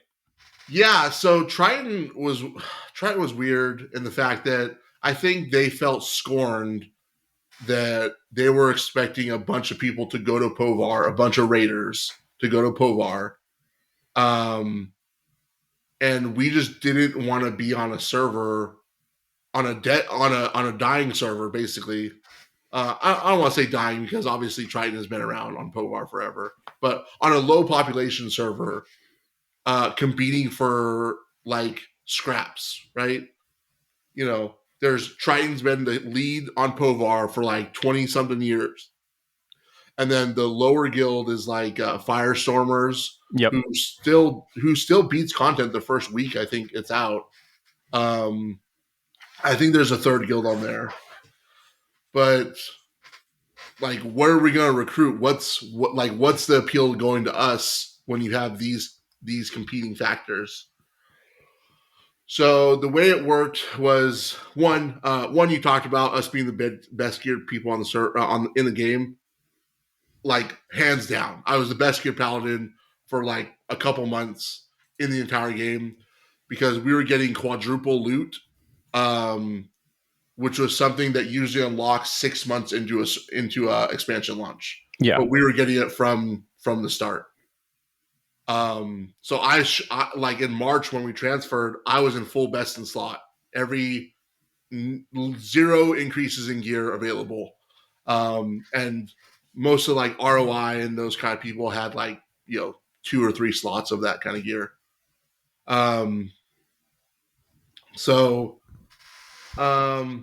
Yeah. Anyways, when we decide we're served up with you're merging into Povar. You have the option of you all get free transfers. All your characters, all you have to do is log in, type a command, and you get access to wherever server you want to transfer to for free. Right. As long as the character is not created since now, basically. But if you transfer, you don't get the same rights as you do with a merge. You don't keep all your titles and server. Well, you get to keep your titles. You don't. So merger, the difference. So merger, if we were merged into Povar, we get on a naming conflict. Whoever has the most activity, basically, whoever the most active account gets the name. Right. If you transfer, you don't have priority. You change your name if it already exists. You also lose stuff like the infel with the ornaments, the epic request ornaments. Yeah. The plaques. On Povar, if you click on the Paladin one, it'll say the Povar person first, and then it'll say also on Selo, FranktheBank. So even though you didn't go there, does it still say FranktheBank or? Yeah. Oh, yeah. Okay. Because they just merged. I think that was something like Cornav pushed for, or no, I think it was something Finney pushed for. Yeah. Is because Finney merged into Vox, and they were all about keeping their name and stuff. Yeah, they actually went there and didn't go somewhere else. Yeah. Stupidly. So basically, we looked around on the various different servers, and we're like, who are the high population servers? And FV is prison. Don't really want to go out of V because that's a one-way trip. Bristlebane is the highest population non-free trade server, but they have Reckless Ascension, who's like a top 3 guild. Ring of Valor, Fu World Order, and probably some other guilds that I can't think of off the top of my head. So you guys would be like the 4th choice on the list. Yeah. Potentially 3rd. Like potentially, like we consistently beat Fu-ish. So like, but if we would have went there, I don't know that we would have ever got recruits. Right. Next one down the list on population is Burtox. Burtox is like probably 90% as populated, 80% as populated as Bristlebane. And who they had on it was Omani Winter, who struggles to complete content in Era, Eternal Sovereign, a little better, and then Wreckers, which is an Australian guild, and that's it. And we're like, there's space here for a first guild, like a guild that clears content reliably. Yeah, day 1 guild. Yeah, and then we looked at various other servers, and it was just the population thing. It drops off too low when you get down to like the Tunairs and the Povars and the Voxes. Yeah. The population gets too low, and you're like, we know what it's like to be on a dead server. Like, right. And ultimately, we decided to go to Burtox, and which conveniently was the server where Reese, Gorgasm, they were originally there. Nice. So they have all their shit there. Like Gorgasm has his original warrior. Reese was guildmates, Heaven and Earth. And 2 of them joined us. Like they remembered Reese from way back when, and which is kind of neat. Smokey is still in the guild and goes over there and is like, "Hey, Burtox, I'm back." And everyone was like, "Who?" Like, oh my god, it was so foolish. But luckily, him and Sorrows did not last very long. And Lamar comes back and rolls a Necro, and we noticed that Sorrows and Smokey were both fucking awful Necros because they were top of the parse, but the Necro revamp had hit during VOA for us. And Lamar just starts fucking blowing away parses, and we're like, oh, these 2 Necros actually sucked. So Now, Sorrows went to Township Rebellion instead. He basically like, I know you didn't want him, but he still betrayed the team when the opportunity presented itself, right? Yeah, I mean, he went there specifically so that he could be the best geared person in the guild. Right. Yeah. I remember him bragging about this. Yeah, and I was like, okay, whatever. The gear thing is so weird, bro. When I went to Quorum, right, I made that Quorum guild. I would meet all these P99ers, and they would introduce themselves to me, and they'd be like, "Oh yeah, I'm this guy from this guild, and I have a SOD." And I'm like, "Why the fuck are you telling me what item you have on a different server from 10 years ago?" They'd be like, "Yeah, dude, I have all Vulek loot." I'm like, "Who cares? The server's been out for like 15 years, bro. Who cares? What are you telling me?" Some people like the gear is their identity, dude. It's so weird. Yeah. You know, I would be embarrassed for them when they tell me that kind of stuff. Right. Like I don't, it's like when people tell me they've been playing a class for 20 years. I'm like, if that's your badge that you stand on, that is not a good badge because there's no class that played the same 10 years ago that plays the same today. That makes me think of the Anakin and Padme meme where he says something and she's like, so like imagine someone's like, I've played Monk for 20 years, and then Padme be like, so you're pretty good, right? Yeah. so you're pretty good, right? So you're pretty good, right? No, I'm trash. Yeah, and consistently it's always been trash people. Yeah, I'm too bad to go to another class, actually. That's why I've been doing the same one. Right. Yeah, so I don't know how much you want to get into Burtox, but we land on Burtox, and one guy loots one dead mob, and next thing you know, you're the evil guild again. Man, that was Lamar's ult too. Lamar loots one dead trash mob. Yep, and it was awesome, dude. There were so many people that, like, as soon as word got out, like that we cleared content and like that, just people started flocking. People were waiting for a serious guild to be on the server. Yeah, I mean, there was just such a vacuum and like it was so different because people were like, "Hey, do you want to see my Magilo?" And we're like, "Nah, fam." No. Like they're like, "What are your guild rules?" And we're like, "Don't be a fucking dick." I don't know. Like, where is your guild charter? Yeah, like, do you have a guild website? No, we have a fucking Discord. Like, yeah, you're very much like a 21st century guild coming into the Stone Age. Yeah, and we're just like, and they're like, "Hey, do you mind?" I pulled up TR's website just now, like as I was going through, as we were talking about it, and I was like, "Oh, they still have a guild website. Hasn't been updated since COV Tier 1, 2021, baby, 3 years ago." Yeah, it's just so many things. Like, "Hey, do you mind if like I want to come raid with you guys on this character? Do you mind?" We're like, "We don't care. Just fucking show up to raid." Right. Like, and they're like, "Baby, we just came out of the jungle, man. Like, do you mind if we put a guild anchor, an anchor in the guild hall?" We're like, "Why wouldn't you? Like, how are you going to get around?" Yeah. They're like, "Oh, some other guilds, like, they police." And we're like, just like the rules are, don't bother us unless it's absolutely needed, and fucking show up to raid. See, that's the kind of shit that guilds do when they have a year between expansions for 20 years. They're just like, think of dumb shit, dumb rules. And you cannot be anonymous. You must be role. You must wear your guild tag with pride. The amount of fucking HOA shit, like, that we had, like, we got asked, we're like, we don't care. Yeah. Just show up to raid. We don't care what you're doing. Like, we used to get messages like, "So-and-so's in my camp." We're like, beat them. Fucking, yeah, just trade them. I don't, like, what do you want? Like, use your burn discs.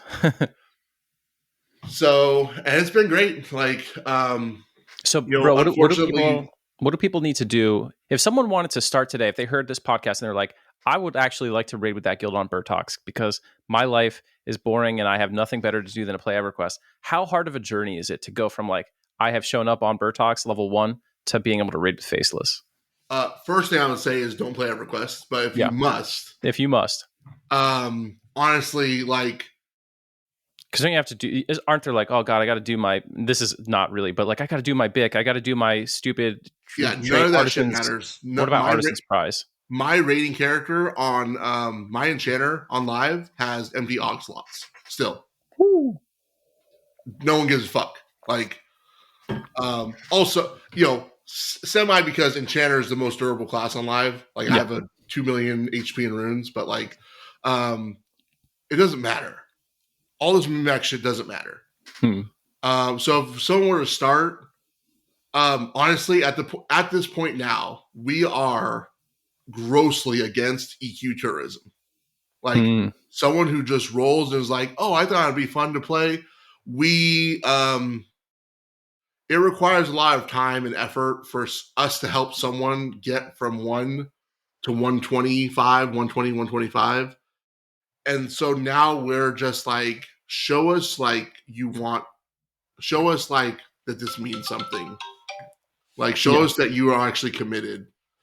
So, you know, unfortunately on live, that means using a tank mark up until 70s, you know, 65, 70. And then fucking, honestly, right now, I would just buy a level 100 heroic. Like, that was...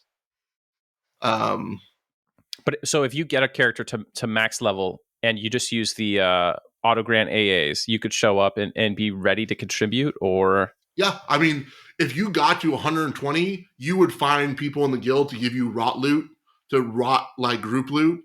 And in full group loot, you have enough HP to survive most AoEs. And we don't care. Like, we currently have like 48-ish people in raids on average. Oh, wow. That's so barely any boxes or no boxes and just have empty spots. There's like 2 boxes. Wow. So that's got to be really healthy by live standards, right? Yeah, it's pretty good. And I think it's that we have a unique take. Man, if we ever do a shorter, we could talk a lot about the unique aspect of how we operate in the live space. We need to do a whole live episode so that we could talk shit about the devs, because we're not going to have time again. And I really wanted to come at Miko pretty hard for being a Swiftie. Excuse you? Yeah. Miko. Do you have a problem with the Swifties? I have a problem with Miko. Okay, that's fine. No, I'm just kidding. But we should do like just strictly a live episode. That would be good. So, but you're saying that there's a chance that Zaide could come back to Faceless Conquest. Sure. Yeah. What classes do you guys need? One, I mean, that's always a bad question, right? Like, we need a class that people are going to show up on. Yeah. But what separates you? Right now, you're a top 10 guild, usually at the 10 spot. Yeah, 10-ish. Between 9 and 11. So what do you need to go to 5? Top 5? Bards and caster DPS. Really? Actually, melee DPS got a buff, so we just need bodies and then, you know, people to care. Gotcha. Okay. Well, hey Frank, I know our time is running short here. This has been an absolute awesome podcast episode with you, and I've had a ton of fun. Thanks for coming on. Is there anything else that you just need to get in before we wrap? No, I think that's it, man. I've had a blast. Thank you for letting me reminisce about Selo. It was a great time in my life. It was a hectic time, but I had fun. Hope people enjoyed. I also want to say shout outs to the people who sent me messages about having children or whatever. They're also disabled. That was really cool to hear. Speaking of which, my son's bus just pulled up. All right. Thanks, Frank. So I'm going to take off. All right, folks, that is it. We're wrapping up. We'll have another episode with Frank one day. But for now, this is Zaide. DramaQuest out.